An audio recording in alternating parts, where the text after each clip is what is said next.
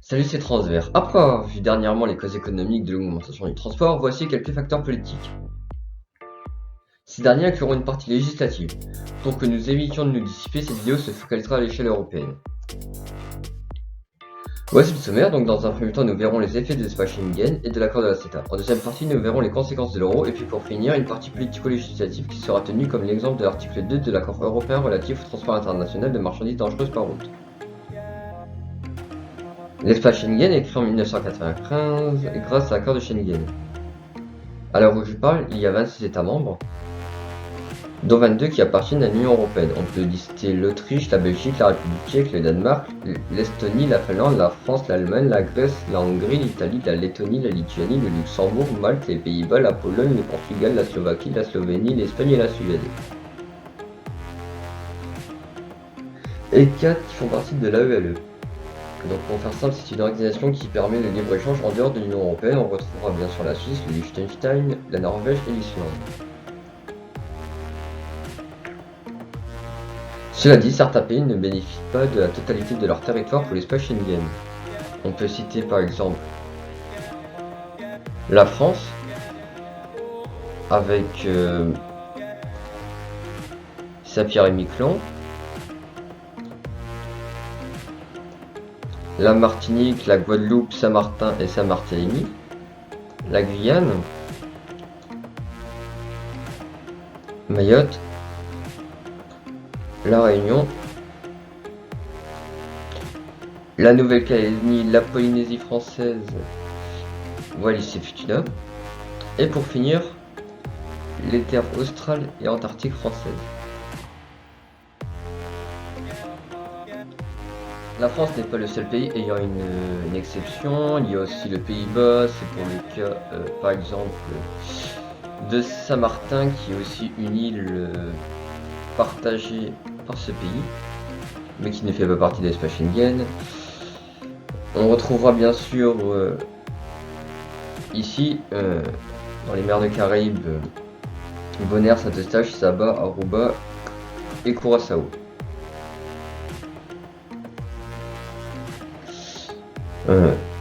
Pour la Norvège, il y a aussi l'exception, c'est le cas à l'est du Groenland, Svalbard, qui est ici.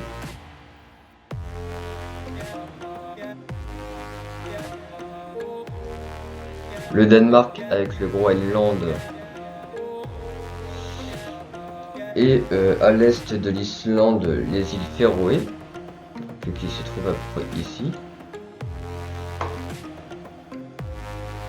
Et un territoire qui est un peu spécial puisque ce territoire il se situe donc ici, en mer, près de la mer Noire, donc c'est un territoire spécial puisque en fait il fait partie de l'espace Schengen, donc c'est Montartos, mais il est revendiqué par les Turcs et donc il est interdit aux femmes et pour les hommes étrangers ils doivent avoir un permis spécial pour y accéder.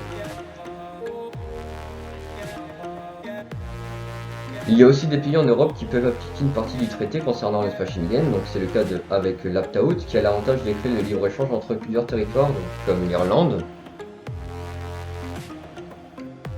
avec le Royaume-Uni, et les dépendances de la couronne, qui sont des territoires indépendants, qui ont leur propre gouvernement, mais qui sont sous la responsabilité du Royaume-Uni, donc on peut retrouver bien sûr les îles anglo-normandes, Jersey et Guernsey, sont ici, et de là, plus l'île de Man.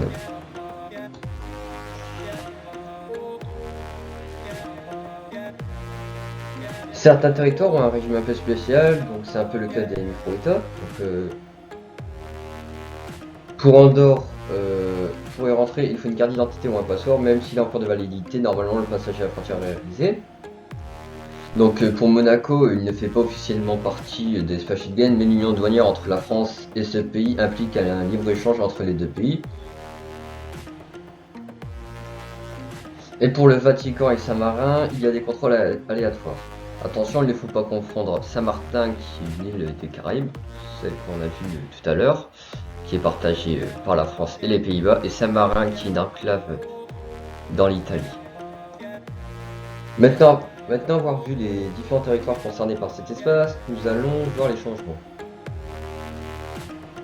Le principal changement, c'est la suppression des douanes fixes, ce qui implique moins de contrôle douanier. Et donc par conséquent, beaucoup moins d'arrêts aux frontières, un avantage pour les transporteurs puisque la durée du transport est moins longue, et aussi pour les particuliers puisqu'en raison d'un produit qui sera moins cher dans un autre pays, la personne sera plus tentée à faire un plus long trajet pour aller chercher ce produit. Donc c'est le cas par exemple auparavant avec l'essence en Belgique, et les cigarettes en Belgique aussi et en Andorre. Le fait aussi qu'il y a moins de démarches administratives pour la société, puisque pour faire une expédition internationale dans l'espace Schengen, plus besoin de déclaration douanière, juste une déclaration d'échange de biens ou de services pourra suffire. Et donc ça engendrera un gain de temps pour sa société, et donc ça impliquera une hausse de production. Et pour finir, il n'y a plus de taxes à l'exportation, donc le coût du transport sera moins élevé, et par conséquent le produit en lui-même sera moins cher, et donc ça facilitera une hausse d'achat. Une conduite avec plus de liberté, un gain de temps pour les transporteurs grâce avec moins de démarches administratives, et donc un produit qui sera moins cher puisque on va plus prendre en compte la taxe douanière. Ça facilitera une augmentation d'achat ou une augmentation de transport. Donc l'ACETA, donc c'est un accord, c'est l'accord économique et commercial global, donc c'est un accord qui a été signé à Bruxelles en 2017 entre l'Union Européenne et le Canada, uniquement pour les transports de marchandises. Donc il met en place 4 objectifs, dont un c'est la suppression de la quasi-totalité des droits de douane. Donc idem que l'accord de Schengen, une conduite non-stop, moins de démarches administratives et aucune taxe, donc ça inclura forcément plus de transport.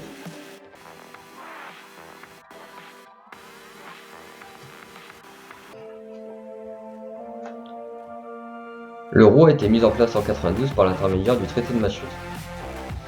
Il a été nommé ainsi en 95. Les conversions entre la monnaie unique et les différentes anciennes monnaies des pays européens a été évaluée en 98. L'année suivante, il y a eu l'apparition de la monnaie de façon immatérielle comme les chèques, les services bancaires. 3 ans après, les billets et les pièces sont introduits sur le marché européen.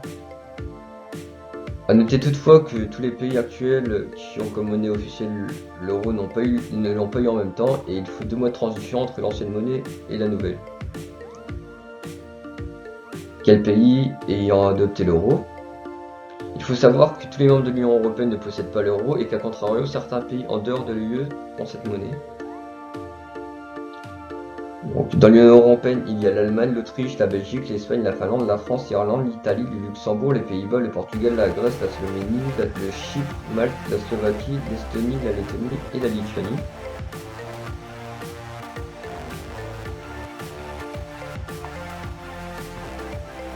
En dehors de l'Union Européenne avec traité, il y a bien sûr Monaco, Saint-Marin, le Vatican, Andorre et Ankara-Thierry et Dekelia, qui est une base militaire britannique. Et avec autre traité, il y a 2 pays, le Kosovo et le Monténégro. Cependant, comme avec l'espace Schengen, il y a des exceptions, autrement dit, certains pays possédant l'euro ont un ou plusieurs territoires n'ayant pas cette monnaie. Donc c'est le cas de l'enclave allemande Bösingen am Rhein, qui est une ville allemande mais qui est à l'intérieur de la Suisse.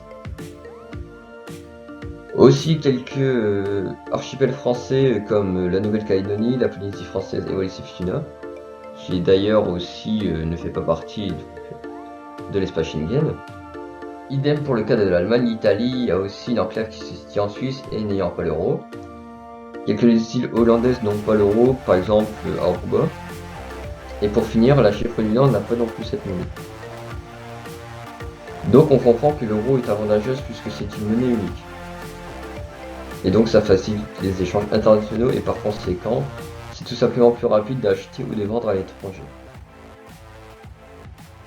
Et puisqu'avec cette monnaie unique c'est plus facile, et comme on l'avait vu à la première vidéo sur les facteurs économiques que le marché national est saturé, cela donnera un essor beaucoup plus important aux échanges internationaux. Et donc idem, la durée et le nombre de transports internationaux va augmenter. Voici la dernière partie et pas des moindres puisqu'on va parler un peu de législation, et donc on prendra l'exemple de cet accord. Celui-ci a été conventionné à Genève 10 ans après la fin de la Seconde Guerre mondiale. Voici les pays qui l'ont signé. Je vous laisse quelques instants pour les lire.